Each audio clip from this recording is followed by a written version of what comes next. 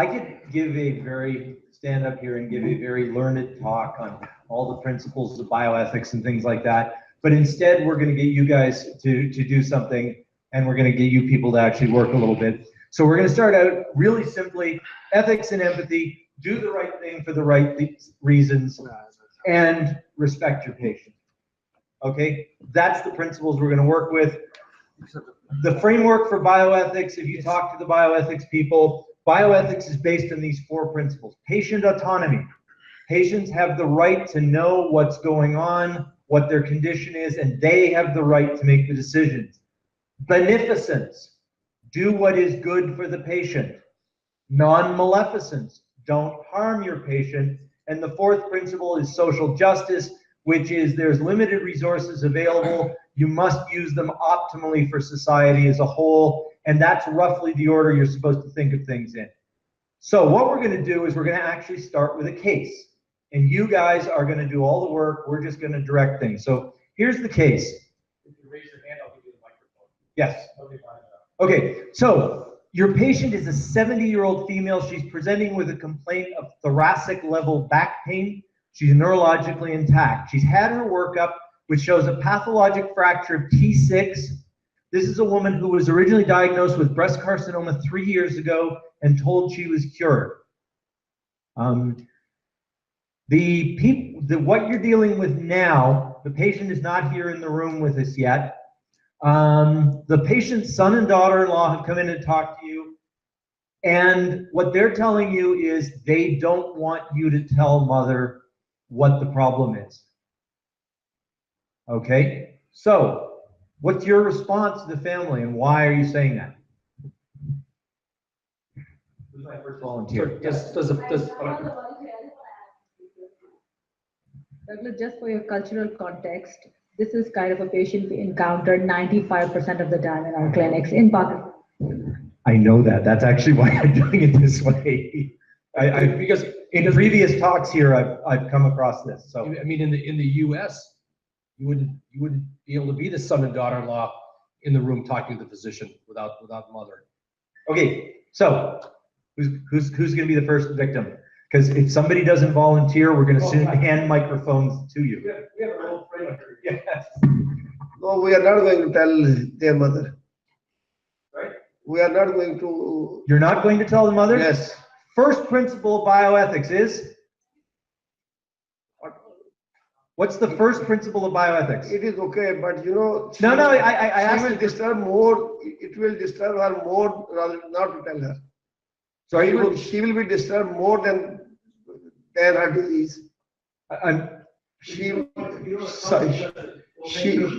Yes. But what's the first principle of bioethics? You know, rules. No, please answer my question. Not to harm the patients. No, first rule, patient autonomy. Okay, and actually, the chances are she already knows, and she's going to hate you for lying to her. She's going to want to know why she hurts. She's going to want to know why she hurts, and if she will eventually know that she's dying of breast cancer, and if you have not told her the truth, she's going to hate you for that, because you lied to her. Patients hate being lied to. So we're not telling her lie. We'll say just in charge. We'll give her hope that she's going to be all right or something like that. You'll tell her she's going to be okay. Okay. Who else wants to chime in? Yeah. Sorry, we can counsel the family that you should tell the patient, because she should know how much, what treatment is she going to get, what treatment options she has. So we should counsel the family that it's better to tell the patient. Okay.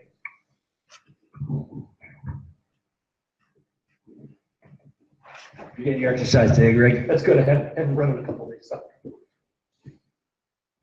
So I think it depends upon the educational level of that lady, because the people we are dealing with in public sector, if you tell her you have got cancer or something like that, she may not understand. And we encounter such people here.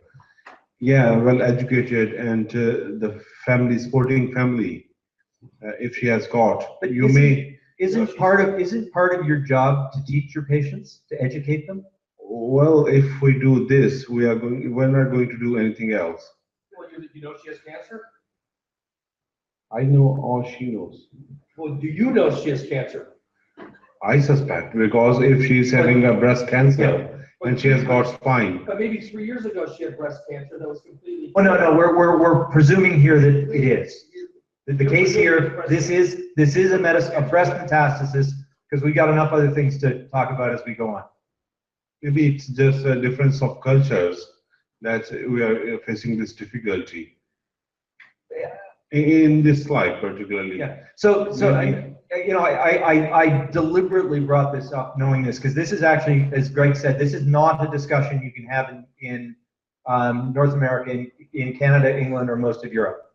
That the the principle of patient autonomy is so fixed in there. In fact, in the United States, according to the what's called HIPAA laws, they can't actually come and talk to you without the patient being there unless you have the specific permission of the mother. The mother has to tell you that it's okay for you to talk to my son and daughter-in-law before you can do that. Because this concept of patient autonomy is so strong in our culture. And I know it's not the same here, but I want you to come back to, my comment earlier, and a lot of this is, first off, if you talk to a lot of cancer patients know they have cancer. They do. And cancer patients want to know what their options are. They want to know what their life expectancy is. And it's very paternalistic to say, I know better what information they should receive. Think of yourself in their place. How would you feel if people were withholding information from you? Yes, you are all very educated and your patients aren't, and it's easy to say that, well, we shouldn't do that because our patient isn't very well educated, but that patient has the same rights to information as you do. The hard part is to explain to them in language that they understand. The patients fear loss of control. Yes. They want to be in charge of themselves. Okay. So we're going to move on because we do only have 15 minutes, and one of the things that all the speakers said is I'm supposed to stay on time. So, But we know that you can't. I know, but I'm going to try. Okay, so further workup shows that she's got widespread mets. She's got liver mets, she's got lung mets, but she's fortunate. She's postmenopausal, she's estrogen receptor positive. So these things all combine that, yes, she is eventually going to die of her disease, but she probably has a life expectancy of about 1 year. We know from the Patchell study that came out in 2005 that surgery in these patients prolongs their ability to ambulate, improves their quality of life, and may in fact increase survival. Recovery for a surgery like this is about 6 weeks. How are you going to counsel this patient now? So here you have the option of palliative care, non-operative surgery, or non-operative treatment, or a surgical reconstruction.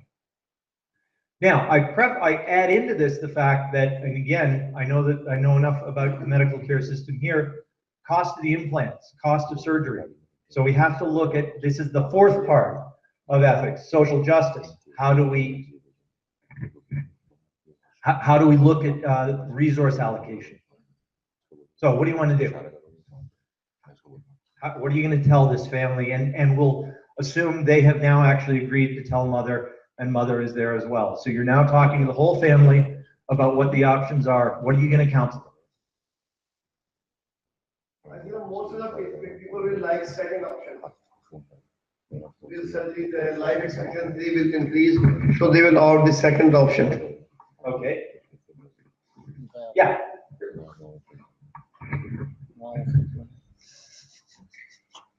I want to tell the patient everything about that. I would tell them, okay, look, here's a bad news and there's a good news. The bad news is that you have got this widespread disease, and the good news is that it has got the cure. And in that again, there's a bad news and a good news. The bad news is that, look, the surgery is there, and it's very costly. And again, we've got the another option that that may be good for you. So this Sounds like bad news and worse news. हाँ ये पुराने वाला देखेगा नहीं लेकिन ठीक है tool box में से निकालो You could have surgery, but you can't eat for a month. Other thoughts? ये भी रख लो Yes. Okay. considering that we have already told her, we'll tell her about all the benefits of surgery. We'll tell her that what are the pros and cons. Like if we get her under surgery, then she'll be able to walk in 6 to 7 weeks also with help, and then she'll be ambulatory for the next time frame that she has. And if we don't operate, then she'll be bed bound, and then she'll need all those nursing care. But at the same time, you also have to consider regarding the costs of the implant and all the such things, because here a lot of patients are private patients. So maybe if we tell her everything about the advantages and disadvantages of what we do and what we don't do, maybe then that's their option. What do they decide upon? Right, but don't you think that as you talk to patients, you can sway their opinion to what you believe is the right thing to do? I mean, you could say, I'm gonna completely inform the patient, but essentially, you know in your heart that the patient's gonna do what you want them to do. Exactly. I mean, we often tend to persuade them.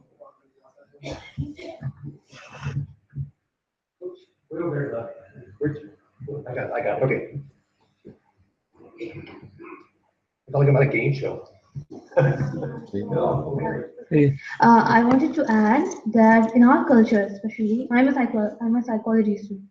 So the thing is that usually what happens that if we tell someone that you have cancer or any other specific disease, they go through different channels, the easy way out. Like they won't prefer chemo, but they will prefer a guy who's healing them through various measures. So yeah,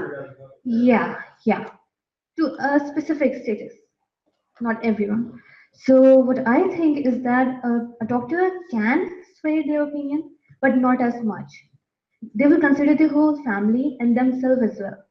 And they will also look towards the other relations, like the friends, their families, their relatives and all. And they'll prefer, no, don't go for that. You should go for that thing. The way a person just blows something into the water and you should drink it, you will benefit from it.